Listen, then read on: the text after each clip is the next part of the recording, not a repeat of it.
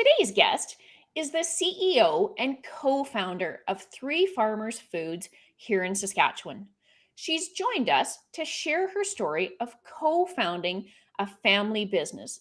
Not necessarily something that she always thought she would do, yet, even as she talks about it, there's something there that, she admits maybe there was something even when she was younger that she knew that it might come together. So, Three Farmers is a Canadian brand that provides healthy, wholesome, plant based snacks. And I shared with our guest already that as I was preparing for today's episode, I realized, hey, I have some of that in my pantry, and I had never even made the connection. So, welcome, Natasha. Yeah, thank you for having me. Excited to be here. Thank you. So, tell me a little bit about yourself and, of course, about Three Farmers. Sure. Yeah. So I am from a family of six children. I'm in the middle, and I grew up on a farm in southeast Saskatchewan near a small town called Mydale. My parents farmed all my life, and my two brothers now carry on that farming heritage. So they're both farming back home. I moved up to Saskatoon to take a business degree at the University of Saskatchewan here when I graduated from high school, and I've Mhm. stuck here ever since. Right out of high school, I joined an estate planning company, did a couple of years there, just getting my feet wet in sort of office corporate politics and settings. And then 2 years out of university, I was offered this opportunity with these three farmers from down from my hometown. So Mhm. I jumped at it. It was an opportunity to get into business at an early age and sink my teeth into something I could really own. Very cool. So, talk a little bit about that because you co founded the company, but you were offered an opportunity. So, how did that happen? Yeah, so they were already looking. So these three farmers, so Colin Rosengren, Ron MD, and Dan Vandenhurk, who's my dad, they had Okay. been introduced to an ancient oil seed called Camelina, Mhm. and it was being touted as a really great crop for growing in Saskatchewan's climate. It was cold tolerant and drought resistant, and it Mhm. had some really unique properties to it from a functional standpoint. So high smoke point, it was cold pressed, it was all natural, had these really Mhm. lovely flavor tones, and just really functional in the kitchen and healthy. It was high in omega-3. And so they were looking at for somebody to sort of jumpstart this company and this idea. And that's how I was onboarded, was to breathe Ah. life into this company and sort of create this demand stream for this new crop called Camelina. So that's very interesting. So I've used Camelina oil and it also has some pretty Mm, significant health benefits, but it's not an oil that, unless you've gone looking, it might not be something that you've ever heard of. So mm. is it one of your, I'll say, top products, top sellers now, or where does it fit in the product lineup?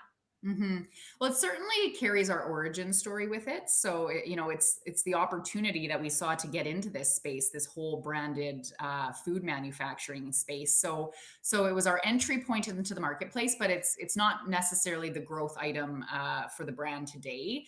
Today, it's our roasted chickpeas, green pea, and lentil snacks that really carry the bulk of the revenue for the company, and the growth that we're experiencing now in the pulse based set.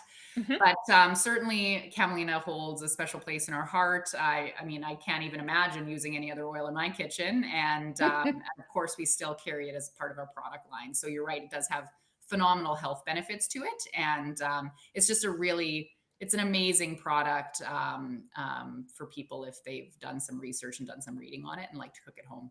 Yeah, exactly.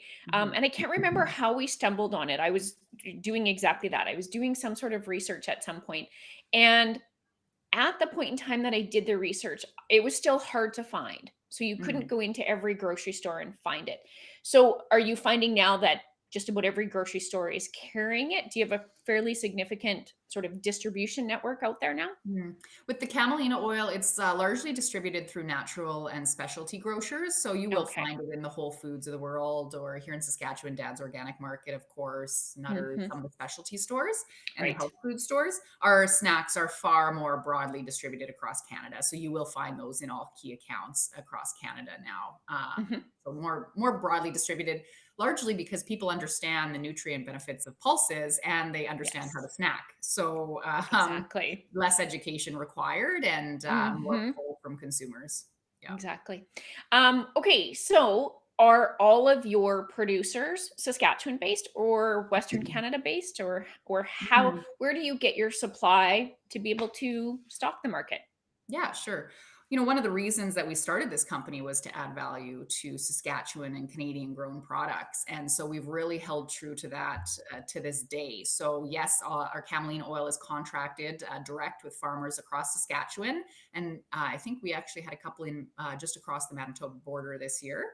Okay. And then our pulses are all sourced from facilities here in Saskatchewan that source from Saskatchewan farmers. So, So you're um, not purchasing direct from the farmer, you're purchasing through a yeah. facility and then processing. Mhm. Yeah, so we work through specialty, grain cleaners. Obviously, with pulses, there is, specific cleaning that needs to happen, Yes. given how close they grow to the ground, the sizing, the requirements that we have for that. So we work really closely with Saskatchewan seed cleaning facilities that source from Saskatchewan farmers. Mhm. So you mentioned when we were chatting and before we went live that your sister is a Mhm. Red Seal chef. So I Mm. presume that she's in the one kind of in the kitchen whipping up, what these things are going to taste like and how to make them taste great. Talk a little bit about that process because so much of what we have access to in the traditional grocery store is who knows where it's manufactured and Mhm. what's actually on it. And the list of ingredients is longer than the back of the package sometimes. Yeah. So, what's been your approach as a company and what's her approach? Mm. Yeah, that's also one of the values that we hold very near and dear to our hearts here at Three Farmers is that whole idea of minimal processing, taking the products that we grow here in Saskatchewan, adding value here. So that means manufacturing here in a very transparent and minimally processed way, and then taking them to consumers in as natural a form as possible. So Alicia certainly is the brains behind the product development side of things. And as we grow, she gets to focus more of her energy there, which is fantastic because that's the creative outlet for her. So Mhm. she specially designed the ovens that we have. We did an expansion in our facility in 2018. So Ah. she actually worked with engineers from the US, Mhm. designed these ovens. They're dry roasting ovens. So we're not oil frying or oil roasting our products. They are literally Mhm. being popped and then seasoning added after the fact and put in a bag and sold on shelf. So they are very natural products. We're talking about popping roasted chickpeas and peas and lentils, adding some natural seasonings, and taking Mhm. them to consumers like that. Yeah. So, what I find most interesting about that, I used to work for Kellogg's, like your Pop Okay. Tarts, Kellogg's, Oh right? yeah. Yeah. So I lived down in Ontario, and one of the things that we always had the opportunity to do was a lot of product testing. So when Mm, they were thinking about making a change or introducing a new product, we would, and it was on not necessarily a weekly basis, but on monthly basis, we'd be going in to do some testing and some tasting. So, what does your product development process look like? Are you constantly bringing stuff mm. home to like sample on the kids and the spouse and, that sort of thing? Or what does that look like for you guys? Oh yeah, absolutely. It's the funnest part of the business. So Exactly. yeah, so we're working on a few different items right now. So Alicia and Heather is one of our team members on the regulatory side. So they're constantly cooking things up in the kitchen. And I mean, things are look a little bit different now with COVID protocols in place, obviously, in Mhm. terms of the sampling. But certainly they're working in their homes and formulating new ideas, testing different textures and different flavors, different formats. I mean, I came home one day with the brilliant idea to use our lightly salted chickpeas in place of Rice Krispies to make squares. And like, Oh, they're amazing. They taste fantastic, right? These products can be used in so many different forms. so We've many. barely scratched the surface, right? So Mhm. anywhere where you're using nuts or like in this case Rice Krispies, you can Mhm. certainly substitute these high nutrition pulses and Yes. and create a fantastic end result. So yeah, tons of creativity going around. Yeah. So, and please excuse my naivety. A lentil is also a pulse, right?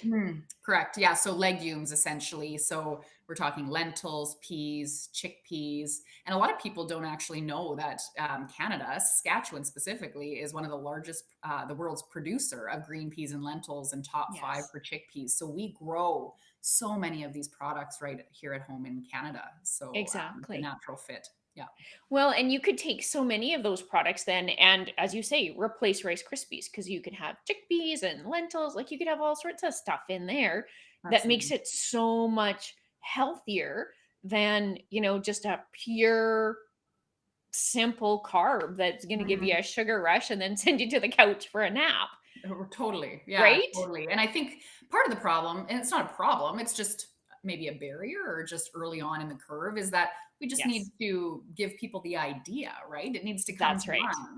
mind. You know, you mentioned taking our snacks and topping somebody's salad with it, and I can Hmm. almost guarantee that they'll never eat another salad without our products on top of it. It's the perfect crunch, and it's high nutrition, Yeah, and it's healthy. exactly. Yeah, so sometimes you just have to spark the idea in the customer's mind. Yes. Well, Mm. and I love that you guys are putting some of this stuff in a package because for years I have tried to do like a lightly salted chickpea, right? Mm. Years. And they'd get burnt, or the bottoms would be, too crispy, and the middle was still kind of squishy. And it's like, so getting just that right texture is an entire art. Oh, absolutely. That takes a lot of energy, and, quite frankly, our ovens at home just do not have the capabilities to get that Yes. sort of air popped crunch that you're looking for out of a pulse product, right? Yeah. Exactly. But what a great Mhm. replacement to the bag of chips on Friday night, Mhm. right? And so I've always been a pretty healthy eater, but a couple of months ago, I was like, I got to clean up my diet. Summer was done. The cold beers, I could put them aside. And it's made a huge difference for me. And I knew that it would, even though like my diet was already pretty good. And so it's things like the chickpeas in the pantry that it's like, okay, I need something. I got to find something to snack on. And then there's actually a healthy option, Mm. right? Because if the bag of chips is there and there's nothing else, that's what we tend to Absolutely. go for, Yeah, for right? sure. It's one decision at a time, and as you make Yes. those healthier decisions, you'll find, I think, that your palate changes, and so you'll actually Mhm. crave those healthy, options, and that's what we're seeing in a lot of consumers and the trends that we see in the marketplace today is people wanna feel better, they wanna feel good about the Yes, food that they're putting in their bodies and in their kids' bodies and in their families' bodies, exactly. and that's what we're here to help them do. Yeah, absolutely. So when you went to U of S and you did your degree in business, what was your area of specialty? Were you marketing, Mm. HR? Like, what was kind of your soft spot? I was actually in economics, Oh, that was going to be yeah. my third guess. Yeah. Okay. Yeah, so I was actually in economics. So I mean, in economics, you're studying market dynamics, macro and micro economies, and the different, yeah, just the different market dynamics out there. So you're not necessarily diving into like marketing, right, or writing a Hmm. business plan or any of those types of things. So, this has really been a business that's just grown on effort and learning as we go, trying new things and Yes. pivoting when we need to. And luckily, we've had amazing support from our three farmers. So we certainly could not have done this without them. This has been a Hmm. team effort. And so, yeah, it's been a wild ride, and I mean, it just keeps getting crazier actually as you grow, right? And you start Yes. having that presence, across Canada and then internationally. It's just an exercise and getting up every day, single day, and learning something new. Yeah. Yes.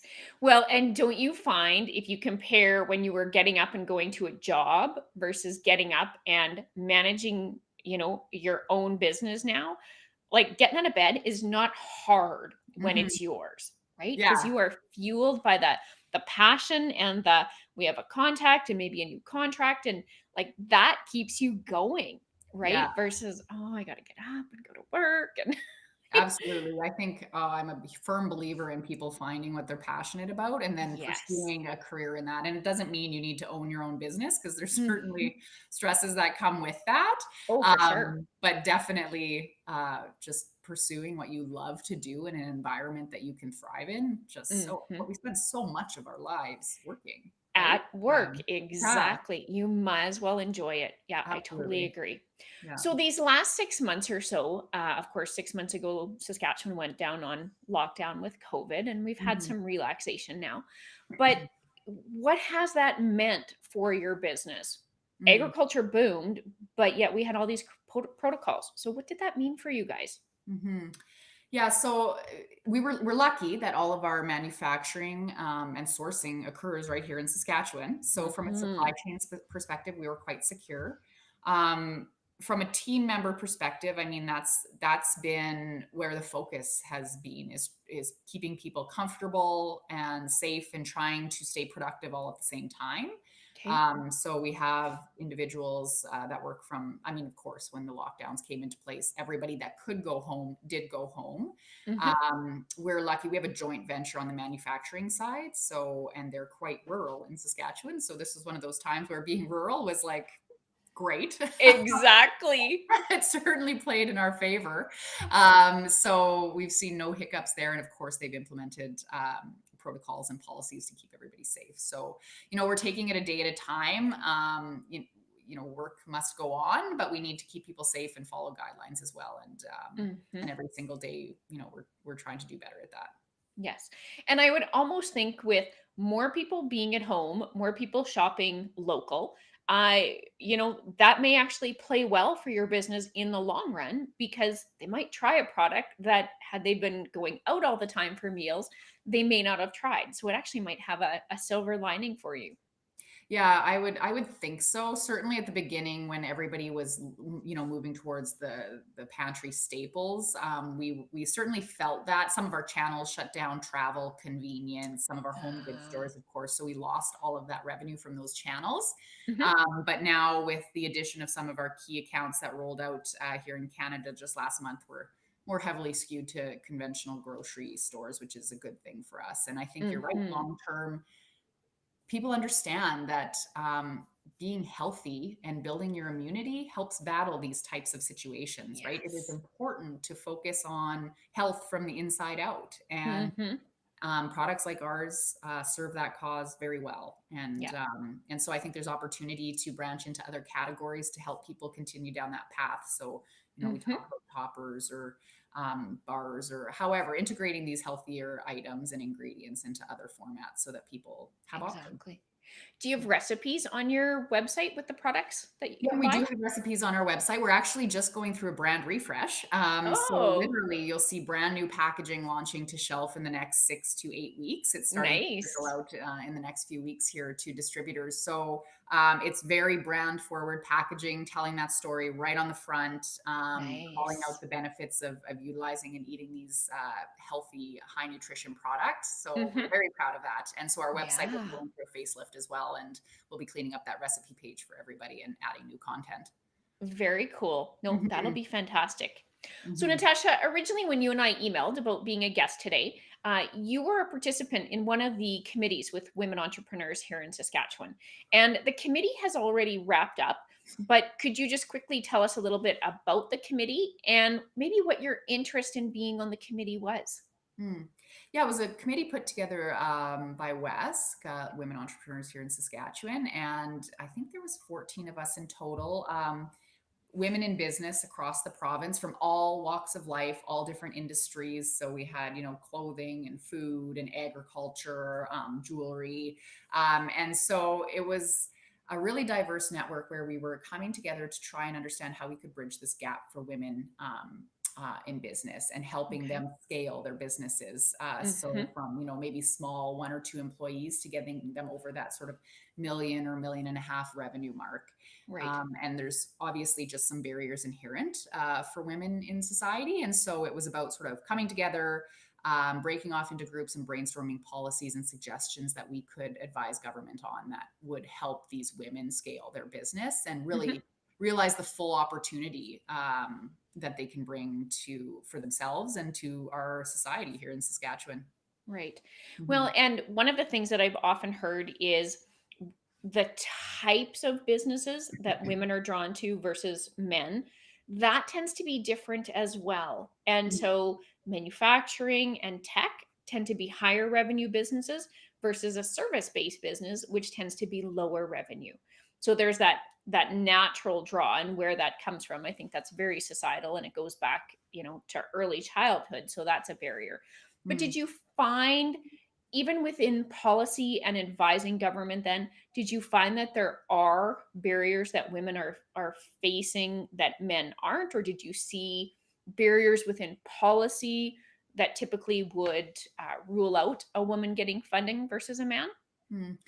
I don't think it's as black and white as that. I Is it think not? it's Okay. it's so subtle. And your opening remark about the industries that we are sort of geared towards or what interest us certainly plays a part in this, right? Hmm. one of the cohorts was about accessing capital. And of course, tech and manufacturing companies that have the ability to scale to large revenue Yes. bases, they need capital, right? So Hmm. if there's a larger proportion of men working in those industries, of course, you're going to see a larger proportion of men getting access to capital.